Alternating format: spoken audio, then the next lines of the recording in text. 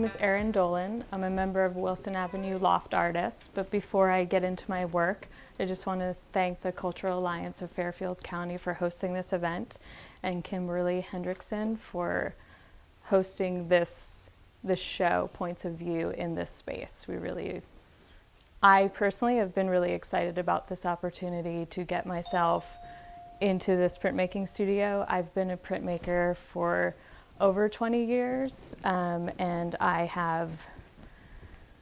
there's so much to talk about with printmaking. And in this case, these are monoprints called Taos Landscape, and it's 1, 2, and 3.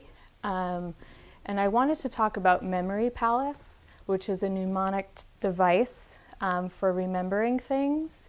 And it kind of works where you actually sort of create a physical building, and then you kind of walk through that building and sort of compartmentalize where you're going to store a memory for particularly recalling lists and information. But for myself, I've kind of adapted my own memory palace sort of in a visual way as a visual artist for recalling places in my life. And so I often say that my work is recalling memories of places. And I'm definitely always inspired by locations. And this in particular is a lot more sort of very specific and detailed to this location, Taos. I was out there, I've been back and forth there over the last 20 years a lot.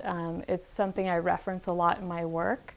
And in particular here, I kind of talk about and think about Memory Palace as if my memory is the camera and I take snapshots, but I don't want to use a camera. I don't want to, often artists will photograph a spot and then go back to their studio and look at that photograph. For myself, I don't want to work that way. I think it's wonderful to work that way, but for me, what I really want to capture is the essence of the space through my memory. And so I kind of store specific locations and lock them in. I actually sort of create, I think about the steps of the Metropolitan Museum. And so I walk up those stairs, and then I open the doors, and then I kind of go to either side, left or right, if I want to go to the African wing, or I want to go to the Knights and Swords. But then I think about, oh, I'm going to go to Taos right now. And so what is Taos like for me? And then I just tap into what that visually looks like. In this series, I'll talk a little bit more about the monoprinting process. These are monoprints, but maybe I need to, there's a bit of gray and a little bit of off-white here. So I guess if I'm talking technical color, there's a little bit more than one color in there. But the way I'm doing it is I'm painting it on, and then I refer to printmaking as actually the magical medium for myself, and anyone that's been a printer. Even if you do it all the time every day, there's always the magic when you pull the print. And there are other mediums that are like that, and the only other medium I know personally where there's that magic moment is when you take artwork out of the kiln. Because even though you know what you're doing as a master of that medium, you know what that glaze looks like, you know what your colors look like, there's the magic in opening up the kiln and pulling the print, where you definitely know what you're doing, but there's a surprise element, even if you've been doing it for so many years. So printmaking has always had that, for myself, the magic medium. Again, these three pieces were done at a specific time when I was trying to really work out why I was doing plein air painting and what was it that I cared about in the landscape. And in Taos, it's not really black and white there. And I wanted to pare down the actual color element. I needed to just really get comfortable with my memory of what like a specific landing spot looked like with the mountains in the foreground, midground, and background. So for me, kind of working that out in the studio was a really important part of then kind of working out other parts further with color. So these, another part about these that kind of is something I like to play around with is size. Printmaking, again, it's a magical medium for me, and I love actually just the embeddedness that a plate makes. It's a distinct thing, and for me that's something that I really wanted to emphasize in all of the work, was that the print actually be in the center and there'd be a lot of space around it for the work to breathe and really to create part of the space around the piece. Are you mentioning time or, okay. Even though I've done this before, I could still go on maybe a little bit too much. I'm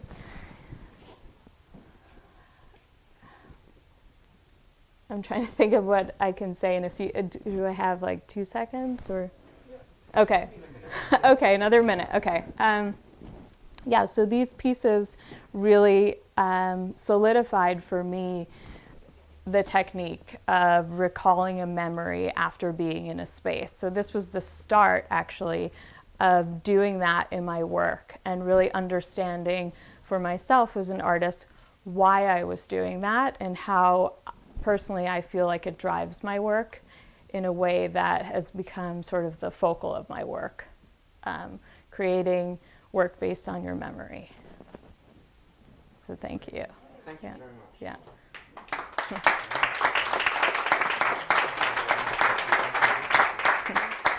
any questions for Erin? Yes. Do you paint them in color ever? Paint what? The Landscape? shapes on Yes, canvas? yeah. However, I do find it hard to, I definitely do that with the memories, but I wouldn't be able to just, I guess, replicate exactly that the same way on the canvas. But yes, I do color. Yeah, thanks. Yeah. Erin, I think we talked about this before in terms of the sort of evolution of your memories. Mm-hmm. How does your memory of particular places in Taos change? I mean, in the 20 years that you've been, Mm-hmm. and how much is it affected by your current situation? Right. I would say that I think there's like a nostalgia kind of love that that's different from when I was initially there, but I still feel like it's pulling from the same time period, and it's not like the new time period. So it just kind of continually, from that first experience, which is something I wanted to say very quickly, there's something about this new experience, the physicality of when you are actually out west with the mountains, and this was the time for me when it was my first time seeing mountains like that, and I would compare it to when you are in New York City the first time. It only happens once, when you look up at the tall buildings and you feel them and the physicality of it, and it goes away. It goes away. So for me, this was that first time, and I still, because it was such a physical visual, I still pull that and I can feel that when I'm doing my work now. Yeah. So it sounds like you're remembering what you're feeling. Yes. As well as what you're seeing. Exactly, and that's what I try to sort of articulate in a visual way in my work, but that's definitely for me, it has to be a part of it. The memory connects with the visual for me. Yeah. Yes. I think I'm still formulating my question, but that's do you do this in a way where maybe it aligns with a life story or childhood, or is it just not just because it's as relevant, or do you go to a place and then it's a challenge for your memory as opposed to telling your life?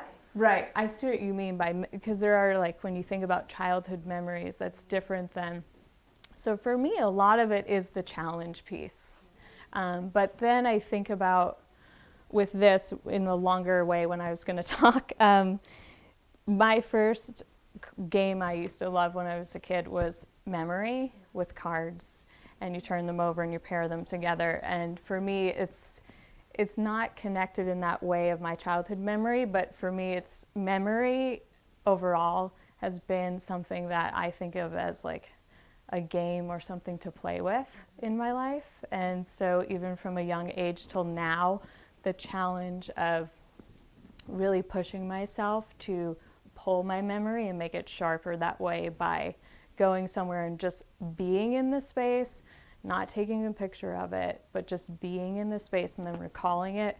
It's an exercise actually, and I would say try it someday. And it's really good for your brain as well. Yeah. Awesome perspective. Is there something specific about the printmaking medium that you can do with this that's so different from when you're capturing your memories on using paint and color? That's a very good question. I guess there's, in some way, especially in particular with monoprints, there's a way for me to pull things quick. Although I have to say, when you are really doing a monoprint and you're wiping with a Q-tip a certain way and you're doing these little wipes very intentionally, they're still fast, but they take a lot of thought. And even, this is a small plate. This is three inches, but there's still a lot of thinking. However, it's much quicker than when you're doing like a chine collé with a dry point and putting that together. Yeah. So there is something about that I can sort of formulate it quicker. One last question. Do you sketch? Do I sketch? Yeah. I think my printmaking professor would hate it if I said that sometimes printmaking is my sketchbook. There's nothing wrong with that. Well, I just respect him. This is like way over 20 years ago, but he just had such a fond, he just instilled in us so much love for printmaking that it becomes more my sketchbook, because I used to do a lot more sculpture and painting. So I found printmaking is that magic medium in its own, but also for somebody that's a sculptor and a painter. Just kind of, in a way, it has a different kind of physicality than sketching in a sketchbook. So this was a lot of my sketching came from here. Yeah. That's great. Thank you so Yeah. much. Thank you. Thanks.